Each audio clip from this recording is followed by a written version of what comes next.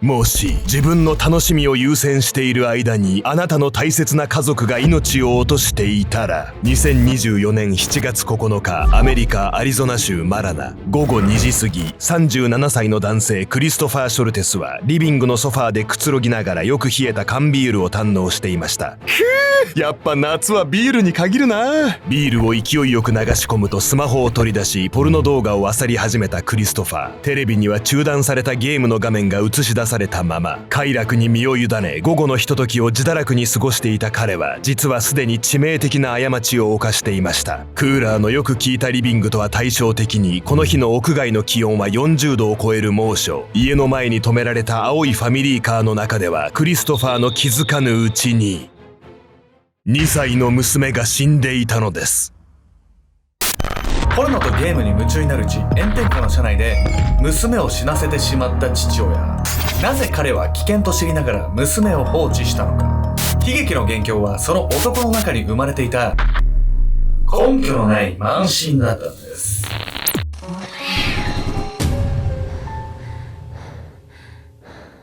おさすけんちゃんです。やみやみこです。というわけで、やみやみさんね、はい、昔の友達ってはいどの範囲まで合ってるかっていうのがね、最近気になるテーマでして。なんで？我々死を扱うからさ、人生の終盤まで一体どんな人とどんな関わりするんだろうってたまに考える時があって、はい、で振り返ると大学の友達はたまに会ってんすよ。高校の友達は 1,2 年に1回ぐらい。中学の友達はほぼ会ってなくて、人によって違うと思ってて、やみこさんはどうですか？私はね、結構やっぱね、その友達に集まるのが好きな漢字好きな子がいるとかっていうので結構変わってて、意外と高校生の同級生と一番会うことが多いかもしれない。大学より。大学の子たちはね、なんかあんまり集まろうってそんななんないから。確かにやみこさんの大学の友達に会ったことあるんですけど、iPad をずっと持って年収自慢してるやつが一人いたけど、悪口じゃないあんた、ろくに喋ってもない人の悪口言うんじゃないわよ。そんなやついるわよ。実際いたんですけど、深くしたらね、いい人かもしれないんでね、あんまり初回で決めつけてよくないんですけど、そうよ。皆さんはね、どうですか？なんか小中高とか、会う人、会わない人ってなんかどういう共通項あるんだろうとかね、いろいろあると思うんですけど。わけもなく昔の友人とは会ってみたくなるものよね。なのでちょっと皆さんもね、そのあたりちょっと気になるところなんでね、ぜひコメントいただければと思います。今回はアメリカ・アリゾナ州で起きた悲惨な事件をご紹介します。猛暑の中、車内に置き去りにされた女の子が亡くなってしまったんですが、その背景には父親の信じがたい行動があったんです。夏場のさ、こういう置き去りによる死亡事故ってよく聞くけどさ、なんかあんたの言い方の感じだと事故じゃなくて父親が結構意図があったみたいな感じじゃない？そうなんですよ。父親のね、過去の行動も含め、いつ間違いが起きてもおかしくなかったんです。現場に駆けつけた警察官もすぐにこれは事故ではないと直感したんです。父の矛盾。2024年7月9日アメリカアリゾナ州マラナ午後4時頃、緊急通報911に1本の通報が入りました。 No, 911, 911, please. My baby was in the car. She's not responsive. Oh my god, oh my god. 警察と救急隊が現場へ急行すると、家の前に止められていた車の中で幼い少女が倒れており、その母親が必死に心臓マッサージを行っていました。母親の名はエリカ・ショルテス。彼女は多くの命と向き合ってきた麻酔科医でしたが、生気を失った我が子を前にその手は震えていました。パーカー、お願い、目を覚まして。2歳の娘パーカーちゃんは青白い顔で唇をひび割れさせ、身動き一つしません。9歳の長女も変わり果てた妹の姿にただ泣き崩れていました。その後、母エリカはパーカーちゃんと救急車に乗り込み病院へ。一方で通報してきた父親のクリストファー・ショルテスは警察の事情聴取と現場検証に立ち会うことに。娘が車の中で寝てしまっていたので起きるまでそっとしておこうと思ったんです。それで30分ほど目を離したらこんなことになってしまって、エアコンもつけていたし大丈夫だと思っていたんですが。その発言に警察は思わず眉を潜めます。クリストファーの自宅には立派なガレージがありましたが、当日車はガレージ前の市道に止められていました。この日の気温は 42.8 度で、直射日光が当たっていたボンネットは手が触れられないほどの暑さに。そして車のドアを開けると車内は蒸し風呂のような熱気に満ちていたのです。クリストファーはエアコンをつけていたと話しましたが、車の内装の温度は最高で73度にも達していたとされ、その証言は明らかに矛盾していました。さらに病院へ搬送されたパーカーちゃんの様子からも、父親のクリストファーが何かをごまかしていることは明白格だったのです。彼女は重度の熱中症を負っており、搬送後間もなく死亡。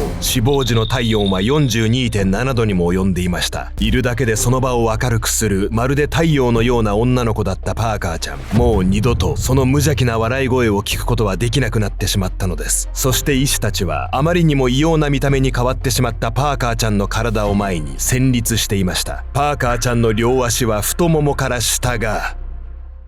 どす黒く変色していたのです。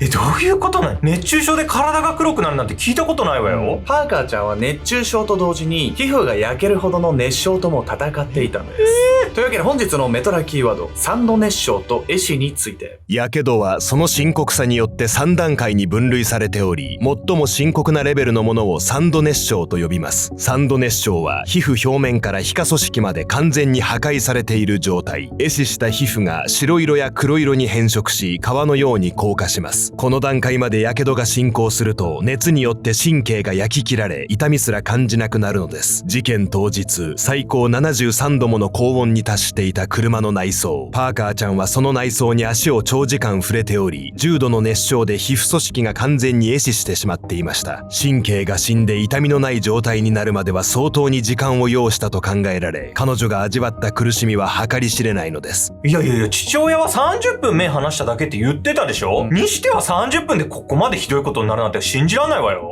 お察しの通り、父親クリストファーの証言はまるっきり嘘だったんです。空白の時間。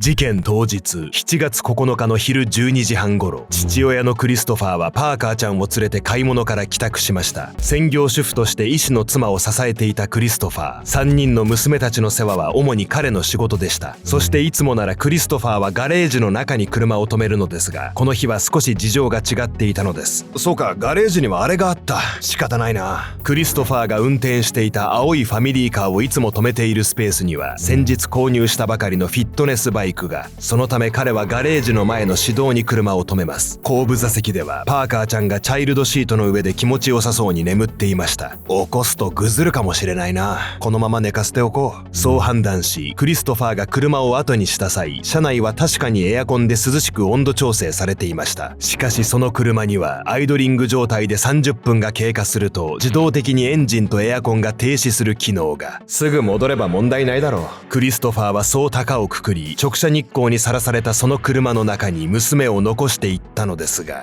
これ30分では戻らなかったってことでしょ？そうなんですよ。何かを取り込んでたとしてもね、その時間は常識の範疇を超えていたんです。それは当日、仕事を終えた妻のエリカが帰宅した際のこと。ただいま。あれ？パーカーはどこ？彼女は家の中に娘の姿がないことに気づきました。そう、その時点でパーカーちゃんは3時間以上車の中に放置されていたのです。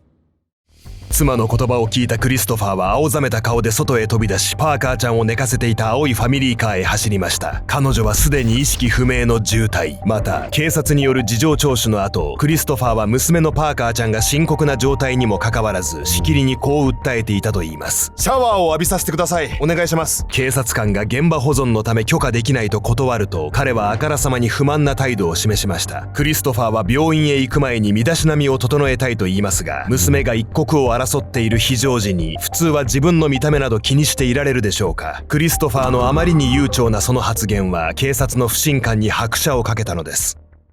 この父親何考えてんのよ。自分の娘が死にかけてんのにさ、身だしなみ整えれてる暇なんかないわよ。ちょっと考えられないですよね。そうよ。クリストファーがシャワーを浴びたがったことには、パーカーちゃんを放置していた3時間の間に彼が何をしていたかが関係していたとされてるんです。快楽の代償。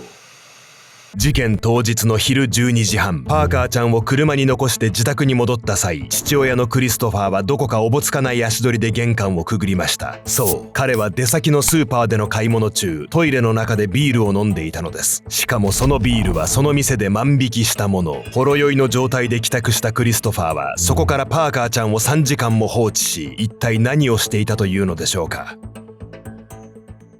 空調の効いたリビングでソファーに座り、クリストファーは喉を鳴らしながら先ほど万引きしたビールを流し込んでいた。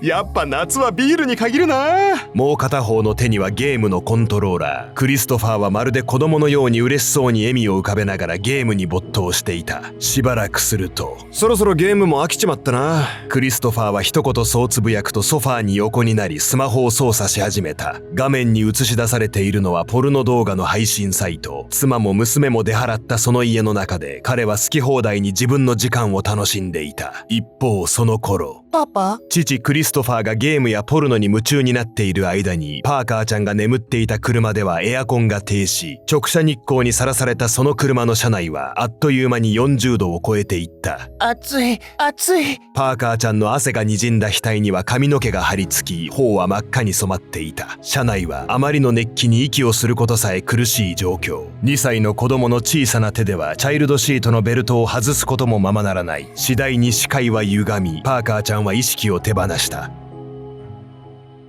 警察の事情聴取の後、パーカーちゃんが渋滞にもかかわらずしきりに病院へ行く前にシャワーを浴びたいと言っていたクリストファー。それは大量に酒を飲んでいた彼がアルコールの匂いを少しでもごまかすためだったのかもしれません。最低じゃないマジで。つまり酒飲んでゲームしてエッチな動画見てる間に娘を置いてきたこと忘れちゃってたってことでしょ。しかもスーパーで万引きとかしてるし、救いようがないじゃないのよこいつ。しかもクリストファーはある事情から妻に飲酒を止められていたんです。気になるのは、なぜクリストファーがわざわざ万引きをしてまでビールを飲んでいたかということ。彼は決してビールを買うためのお金がなかったわけではなく、クレジットカード明細にビールを買った事実が記載されるのを嫌ったのだと考えられています。それは過去に飲酒運転の検挙歴があり、飲酒について妻から厳しく指摘されていたため。またこの他にもクリストファーのスマホには彼の到底許されない行為の証拠が残されていました。パーカーちゃんが病院へ緊急搬送される最中、妻のエリカからこんなメッセージが送られていたのです。子供を置き去りにしないでってあれだけ言ったのに。そのメッセージはクリストファーが車の中に子供を放置することが一度や二度ではなかったことを示唆していました。そう、彼はパーカーちゃん以外の子供たち2人も含め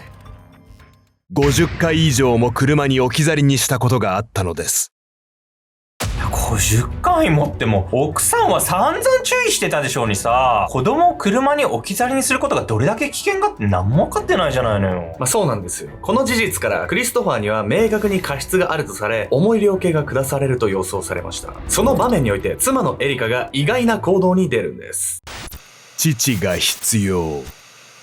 クリストファーがパーカーちゃんを放置していた間、ゲームやポルノに没頭していたことや、過去にも同じ出来事が何度もあったことから、警察は即日で彼を逮捕。妻のエリカも夫を憎み、彼の落ち度を警察に洗いざらい打ち明けました。しかし時間が経つにつれ落ち着きを取り戻したエリカは、次第にこう主張するようになっていきます。夫を刑務所に入れてもパーカーは戻ってきません。娘たちには父親が必要なんです。エリカは夫を許し減刑を訴えました。それだけを聞けば妻としては珍しくない判断にも思えます。しかしこの後の行動によって夫のクリストファーだけでなく彼女までもが世間から非難を浴びることになってしまうのです。逮捕から1年後の2025年5月、エリカは保釈中の夫を連れて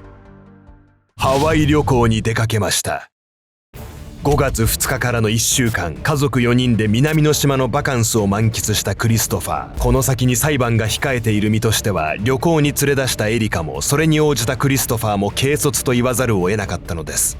夫を旅行に連れ出したのはさ、これ奥さんからしてみたら残された子供たち守るためだったんじゃない？夫が刑務所に入ったとしたらもうね、一緒には行けないでしょうし、おそらくね、そうだとは思うんですが、世間からは不謹慎に移ってしまったようです。そして世間からのバッシングに追い詰められたクリストファーの行動とは？世間からのバッシングと迫り来る裁判にクリストファーはみるみる精神的に追い詰められていきました。その影響からか、彼は当初は無罪を主張していたところを、裁判が始まる数日前に司法取引に応じ、児童虐待と第2級殺人の罪を認めたのです。量刑は懲役20年から30年になると考えられていました。しかし量刑言い渡し当日の2025年11月5日、事態は予想外の展開に。その日の早朝5時22分、クリストファーは自宅ガレージの車の中で自ら命を絶ったのです。死因は排気ガスによる一酸化炭素中毒。彼が自ら死を選んだ理由は定かではありませんが、状況からおおよそは推測できます。クリストファーはこの数日前に以前の妻との間に生まれた17歳の娘から虐待や彼女名義の資金を不正に管理していた疑いで訴訟を起こされていました。彼が死を選んだのはさらに罪が重くなる可能性に押しつぶされてのことだったのかもしれません。あるいはパーカーちゃんを死なせてしまった身でそれ以上生きていたくないと考えたのか。何十回も車の中に子供を置き去りにし大事に至らなかった経験から油断していたクリストファーはその結果大切な我が子の命を奪ってしまいました。アメリカでは同様に過去25年間で1000人以上の子供が車内に取り残され熱中症で亡くなっています。大人のいない車内が子供にとってどれだけ恐ろしい空間かを私たちは改めて認識しなければなりません。また大人の油断から子供が危険にさらされてしまう場面はこの他にもたくさんあります。あなたは子供と接する中でヒヤッとする経験をしたことがありませんか？